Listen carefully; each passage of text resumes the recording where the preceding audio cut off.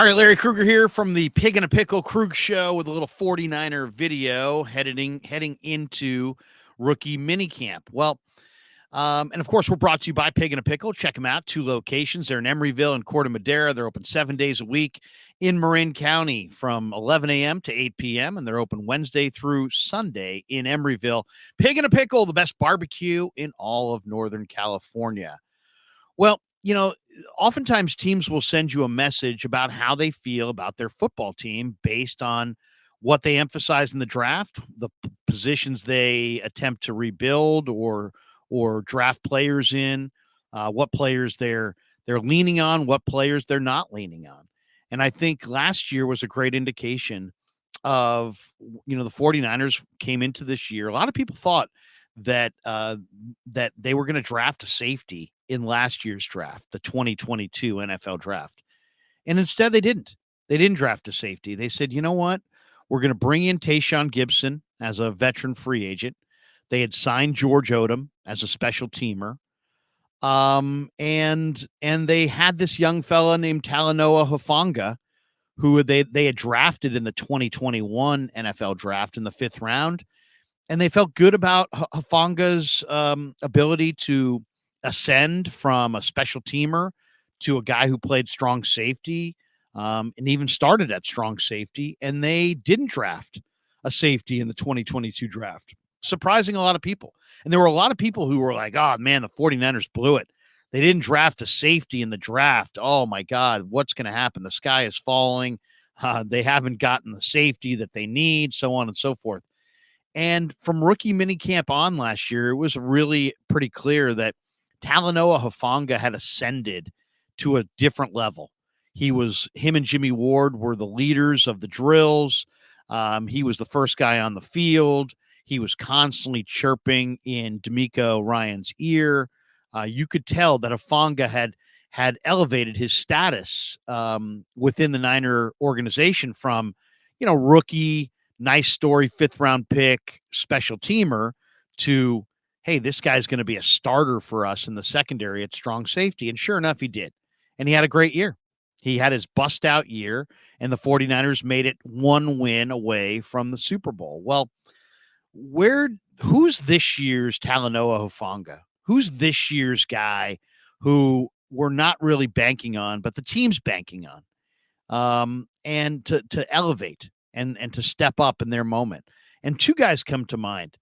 On the offensive side, it's Colton McKivitz, and on the defensive side, it's Drake Jackson. Now, let's start with McKivitz. The 49ers, I think most people who graded out the Niners draft gave them bad grades.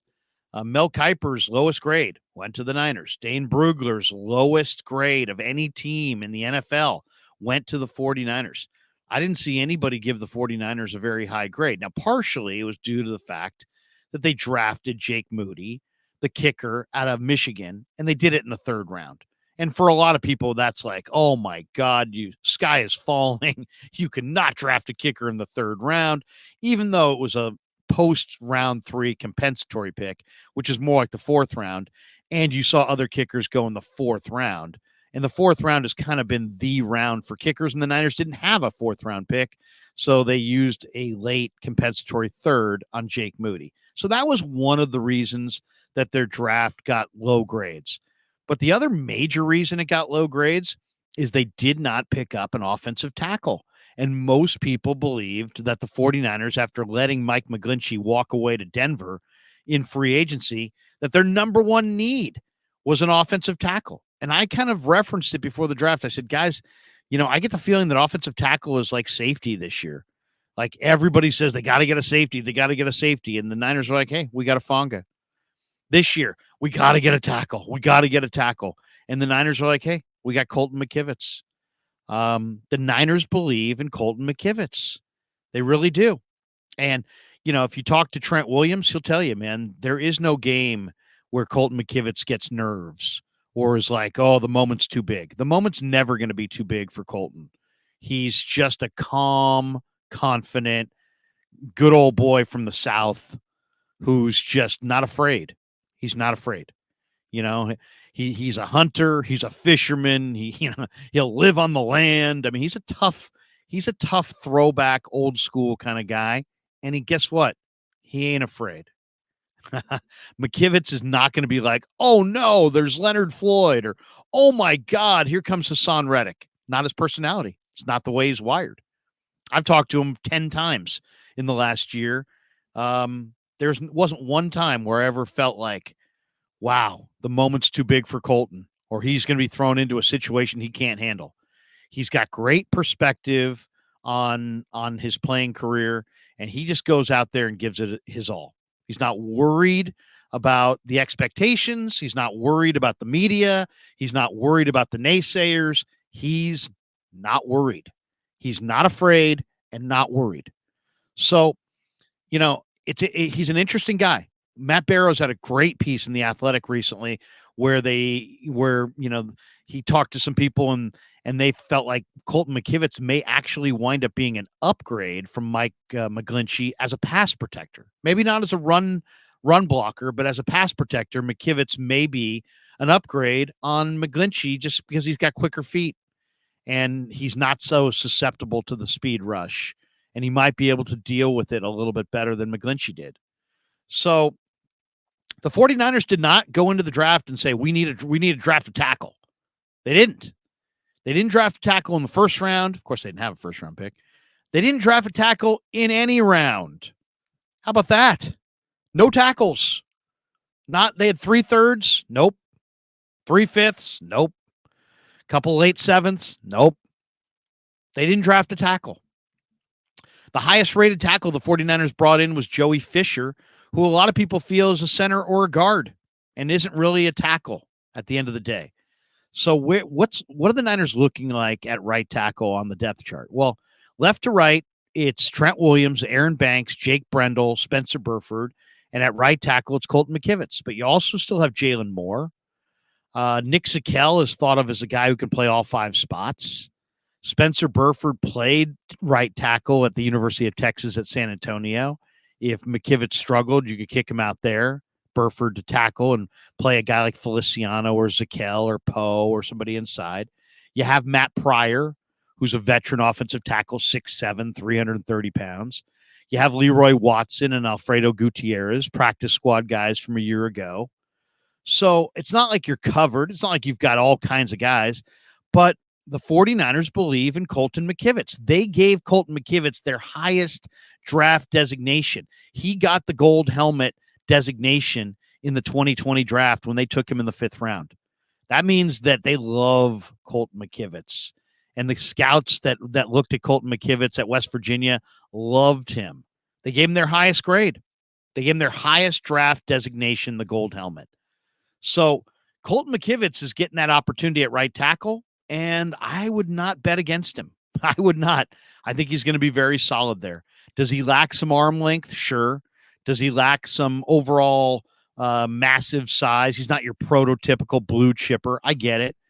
But I think he's serviceable, and I think he's going to be a much better player than people think. And he may be an upgrade from McGlinchey in pass protection.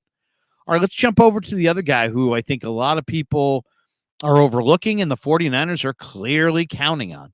Unless the Niners make another addition to their defensive line, they are counting heavily on Drake Jackson, who was last year's 2nd-round pick. Now, full disclosure, Drake Jackson might be my favorite player on the entire team. I mean, if there's an open locker room segment and I can go talk to one guy, I'm probably going to talk to Drake. He's a cool guy. He's an easygoing guy. He's a great guy to talk to. He's an easy guy to root for. Just a likable young guy with a great attitude, a can-do attitude, very positive attitude. He's very respectful. Told me a long story this year how Kerry Hyder really helped him off the field, just getting used to being, life as a pro, and everything that goes into it. This is a young guy. This guy's 22. 6'4", 273 pounds. What I loved about Drake is he batted down a bunch of passes, and he played with great strength when the 49ers wanted to go to that 4D end alignment in obvious passing downs. There were times that Menahue and Drake were inside, lining up as tackles over the guard. And there were some of those plays they ran at him, and he still stood up. So, to me, I love the strength of Drake Jackson, The bend and the pass rush ability are clearly there, but they're leaning on him. And let's make no mistake about it. I mean, outside of Drake, they're a little bare. They're a little, the ranks are a little thin at defensive end. You had Samson Ebukam, Charles Omenihu, and Jordan Willis. That's like 670 snaps that walked out the door in free agency. And what did you replace him with?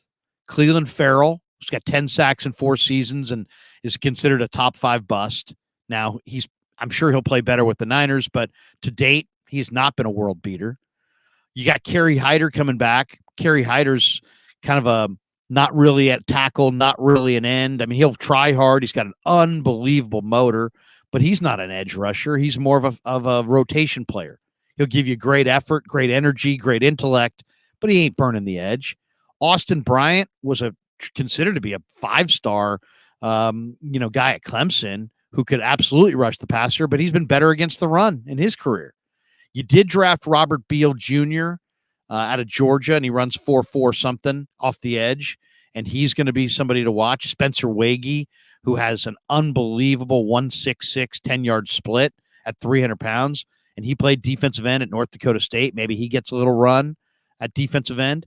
But all of those guys, to me, take a backseat to Drake. Drake Jackson is the guy the Niners are leaning on.